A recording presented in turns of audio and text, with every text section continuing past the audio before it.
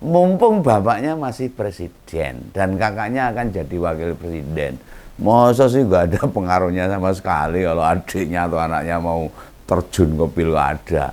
Gue pengalaman mau durung mau nekat itu. Lalu juga itu iparnya Kaisang, Bobi Nasution, cukup 1 periode saja jadi wali kota. Selanjutnya kursi gubernur Sumatera Utara benar-benar menggoda. Pokoknya yang dekat-dekat dengan istana itu ya. Nah gini giliran orang di lingkaran presiden terpilih, Pak Prabowo juga melakukan hal yang sama. Ya mumpung aja mumpung. Lah bila sebelumnya 2 keponakan Menhan itu ditimang-timang bakal jadi calon gubernur DKI. Ada nama baru yang dikabarkan turun di pilkada nanti.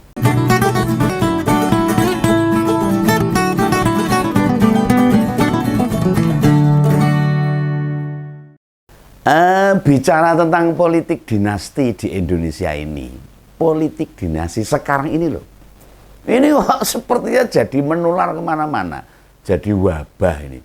Orang makin nggak tahu malu untuk mempertontonkan dia itu berhubungan atau punya kaitan dengan penguasa. Pokoknya dengan penguasa top markotop. Nah pada pilkada besok November itu diperkirakan akan makin banyak ini orang bawa-bawa nama wong petinggi, wong penting, wong pusat di negara ini. Ya yang paling jelas itu Kaisang lah akan ikut turun di pilkada. Ya, tidak mau membuang peluang itu no. Mumpung bapaknya masih presiden dan kakaknya akan jadi wakil presiden.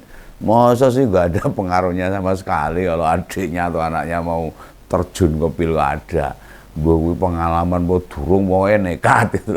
Lah Mahkamah Konstitusi sama Mahkamah Agung aja putusannya kita tahu. Masyarakat paham betul tuh. Condong ke siapa kan ngerti tuh. Lalu juga itu iparnya Kaisang, Bobi Nasution, cukup 1 periode saja jadi wali kota. Selanjutnya kursi gubernur Sumatera Utara benar-benar menggoda untuk diperebutkan. Wes kewabeh wes sakarmu. Ini sekali lagi nih. Mumpung mertua masih presiden dan kakak ipar akan jadi wakil presiden. Tapi yang melakukan politik dinasti gak hanya keluarga istana saja loh. Pokoknya yang dekat-dekat dengan istana itu ya. Nah gini giliran orang di lingkaran presiden terpilih, Pak Prabowo juga melakukan hal yang sama. Ya mumpung aja mumpung. Lah bila sebelumnya 2 keponakan Menhan itu ditimang-timang bakal jadi calon gubernur DKI.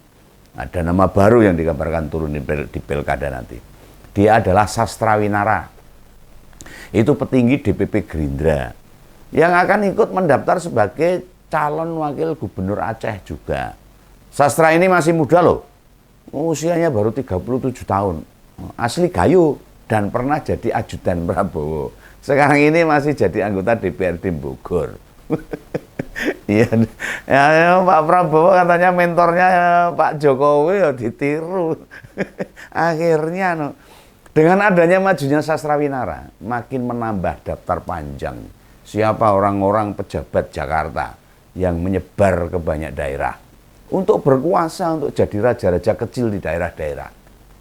Nah di Jawa Tengah ada juga orang dekat Prabowo, itu mantan pengawalnya juga itu digadang-gadang jadi calon gubernur. Dia bernama Sudaryono, Mas Dar kalau orang bilang. Juga ada Dhani Wiryanata disebut-sebut sebagai bakal jadi calon wali kota Bandung. Dhani ini ajudan pribadi Menteri Pertahanan loh. Orang-orang dekat capres terpilih itu akan bertarung di kontestasi dengan dukungan Gerindra. 2 keponakan dan 3 orang dekat Prabowo. Menggenapi nih daftar orang dekat Presiden Jokowi genap. Nah kelompok dinasti istana selain 2 anak dan 1 menantu itu masih ada orang lain ini. Itu ada nama Sandi Fardiansyah. Itu sekretaris pribadi Ibu Negara.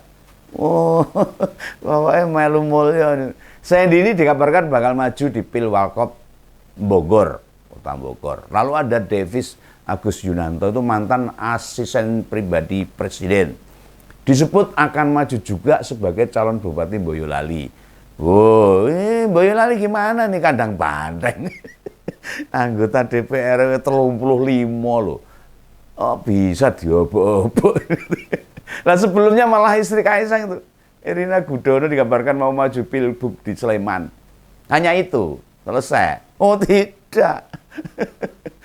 Jangan salah, masih banyak.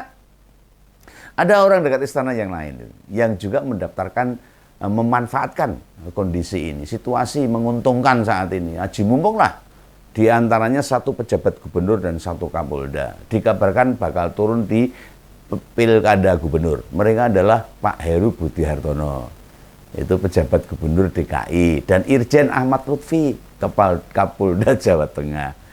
Lalu Pak Ahmad Lutfi saya kenal itu karena dulu Kapolres di Surakarta. Nah, Pak Heru Budi namanya dipersiapkan jika skenario awal istana itu gagal. Apa itu? Dalam kalkulasi yang pegawai ini, hitung-hitungan matematika politik, nama bungsu presiden itu diharapkan bisa bergandeng dengan keponakan Prabowo. Nah, sinyalemen ini, tanda-tanda yang menguatkan sudah terlihat ini. 2 minggu lalu sudah beredar gambar Budi Satrio dengan Kaisang. Ya kita tahu lah, Mas Budi Satrio keponakannya Pak Prabowo, dan Kaisang itu menyatakan siap dipinang Gerindra. Naga-naganya ketua umum Gerindra gak ngajak ketua umum PSI untuk DKI. Oh ini kalau terus-menerus gini yang rugi ya Pak Prabowo lah. Hitung-hitungan politik itu. Makanya tanpa dinyana-nyana Pak Heru bilang soal pilkada tidak ada yang tahu. Siapa sih yang melakukan hubungan Jokowi dengan Pak Heru ini? Pejabat gubernur ini, jabat sementara gubernur. Iya no. Nah, sudah dekat saat Presiden masih memimpin Jakarta, sangat dekat. Lalu untuk Kapolda Jateng adalah rekan Muspida ketika jadi Pak Jokowi wali kota di Solo itu. Sekitar tahun 2005 sampai 2011 atau berapa itu. Masih ada nama lain juga itu. Misalnya Kuat Hermawan, ketua relawan Bolone Mase, yang sempat muncul juga itu. Lalu Gusti Bre, Mangkunegara ke-10 disebut-sebut didorong sama Gibran untuk jadi penggantinya. Ini raja ya gelem-gelem itu sulung-sulung. Raja loh. Orang yang disembah-sembah para kawula dorong-dorong ya gelem. Untuk jadi penggantinya Gibran di Solo ini. Sehingga bisa disimpulkan kian presiden tak rela orang-orang yang bakal menggantikan posisinya itu. Iya no. Menguasai banyak daerah nggak mau, pokoknya harus ada hubungannya dengan Pak Jokowi. Nah terkesan ada rebutan kepala daerah ini, kelihatannya ini antara Pak Jokowi dengan Pak Prabowo. Ya kita lihat di sana, kita disodorkan oleh banyak calon kepala daerah yang kapasitasnya belum teruji, pokoknya deket maju dengan pengaruhnya penguasa.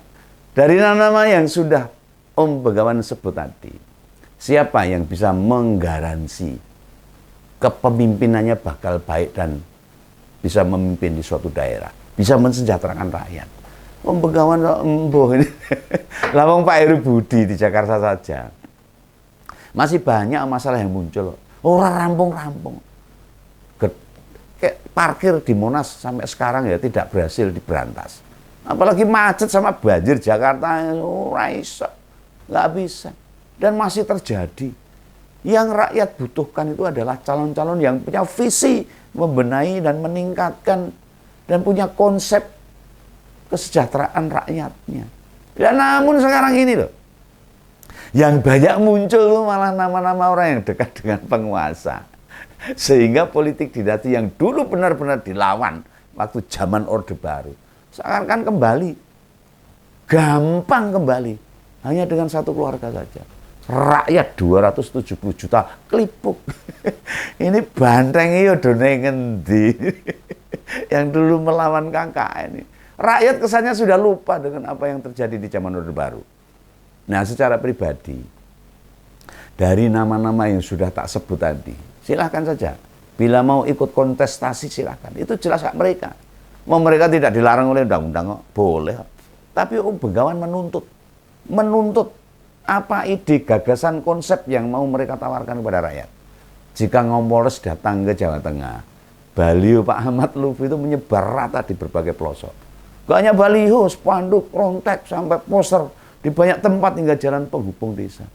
Masa ada seorang yang masih menjabat Kapolda, namun dukungannya untuk jadi jago menyebar begitu, tanpa ada mastermind di belakangnya. Ya ini strategi, ya enggak apa-apa. Ada yang menginginkan untuk turun di pilkada. Iya no, relawan juga sudah hampir merata terbentuk, mengalahkan kandidat yang diusung partai. Fenomena ini harus disikapi bijak oleh kita semua. Ingat loh, jadi kepala daerah maupun pemimpin negara ini harus membawa kebaikan bagi masyarakatnya. Ini bukan soal rebutan kekuasaan. Lalu rakyat dilupakan begitu saja. Nah, tantangan global itu makin berat sekarang. Dan penguasa tidak boleh asal menyodorkan orang yang tidak punya kemampuan.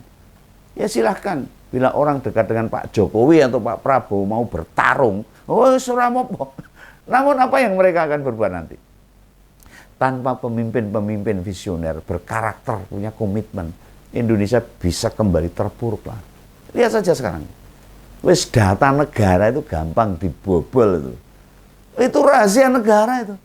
Pemerintah tidak bisa melindungi dan pasrah saja. Rupiah nilai tukarnya makin melemah dan naik sampai 17.000 nanti. Sektor industri diterjang impor besar-besaran. PHK membanjir di mana-mana. Hasil pertanian juga harganya melambung. Wes tambah ruwet bundet ini negara ini.